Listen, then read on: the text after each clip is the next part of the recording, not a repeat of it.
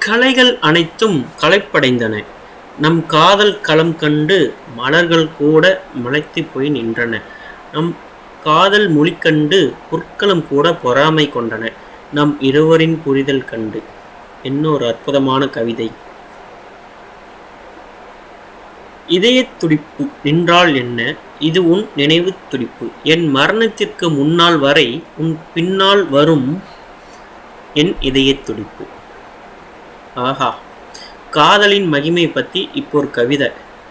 தன்னவளின் காதலை உணர்ந்து பொக்கிசமாக தன்னுள் சுமந்து செல்வது ஆண்மை. அதாவது எப்படின்னா, தன்னவளின் காதலை உணர்ந்து பொக்கிசமாக தன்னுள் சுமந்து செல்வது ஆண்மை. உணர்ந்த காதலில் உருகி கரைந்து உறைவது பெண்மை. உணர்ந்த காதலில் உருகி கரைந்து உறைவது பெண்மை. இதயச் சிறை. ஆண்டுகள் 1000 உன் அரவணைப்பில் அழகிய உன் இதயச் சிறையில் ஆயுள் கைதியாய் வாழும் வரமொன்றை வேண்டுகிறேன் இப்படிக்கு உன்னவள்.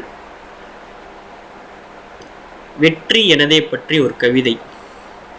துரோகம், இழப்பு, அவமானம், ஏமாற்றம் என அனைத்தையும் வென்று தூய உன் அன்பிடம் தோற்றேன். இருப்பினும் வெற்றி எனதே உன் அன்பை என் வசமாக்கியதால். உன் அன்பு நித்தம் நீ தந்த நேசத்தால் நித்திரை தொலைத்ததெனடா. முழு நிலவென நீ தந்த காதலால் பிறைபோல் தேனேனடா. என் உயிருக்கு உரமூட்ட உன் சுவாசம் ஒன்றே போதும். ஓய்வற்ற ஒரு துணையாய் உன் அன்பு ஒன்றே போதும்.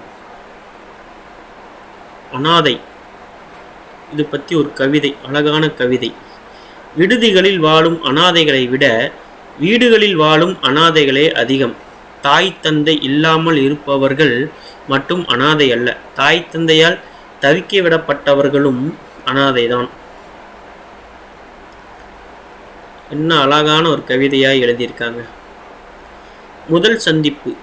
கன்னி அவளின் கைகோர்த்து காதல் தவம் செய்து காலம் வென்று வாழ கண்களால் கையொப்பமிட்டாய் இந்நாளான பொன்னாளில். இதுவேன் முதல் சந்திப்பு. பிரிவு. உள்ளத்தால் மட்டும் உணர முடிந்த உணர்வுகளை வெளிக்கொணர உதடுகளுக்கு செய்தி அனுப்பினேன். உதடுகள் செயலிழந்த நிலையில் கண்களுக்கு கோரிக்கை விடுத்தேன். கண்ணீர் துளிகளும் காணாமல் போன நிலையில் கலைகளின் அங்கமான கவிகளால் ஒப்புவிக்கின்றேன் நம் பிரிவின் வழியை. இரவல். உன்னை நேசித்து உன் மூச்சை சுவாசித்த தருணங்கள் கடந்து உன்னை யாசிக்கும் தருணத்தை இரவல் கேட்கிறேன். உன் நினைவுகள் கூறிய வாள் போல் வந்து கொலை செய்து போகிறது. உன்னை முதல் முறை பார்த்த என் கண்கள் அழுதும் நேசித்த என் இதயத்தை.